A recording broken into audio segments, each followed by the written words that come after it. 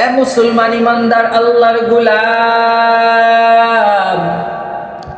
এরে যুবক ভাই আমার বন্ধু, কথাটা যদি মনোযোগ দিয়া না শোনো, এই কথা যদি মনোযোগ দিয়া না শোনো আর এই ফাঁদের মধ্যে তোমরা পা দাও, আল্লাহর কসম করে বলি, আল্লাহর কসম করে বলি, তোমার জীবন ধ্বংস হয়ে যাবে।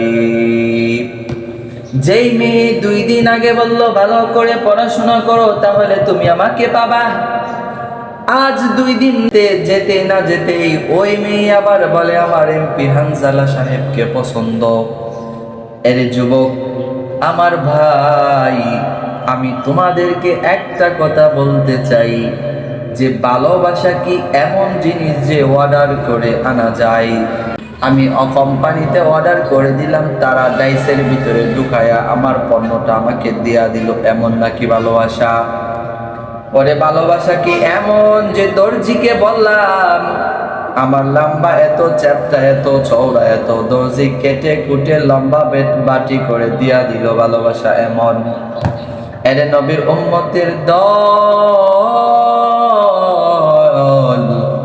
কেমনে বুঝাইলে আমার ভাইয়েরা আপনারা বুঝবেন, আমি বুঝি না। আমি একটা কথাই বলি, আল্লাহ তাআলা বলেন যেটাকে আপনারা ভালোবাসা বলেন, যেটাকে আপনারা রিলেশন বলেন, এইটাকে কোরআনের ভাষায় জিনা বলা হয়। আল্লাহ পাক রব্বুল আলামিন কোরআনে কারীমের মধ্যে বলেন লা তাকরাবুজ জিনা, এরে বান্দা জিনার দ্বারে কাছে যেও না।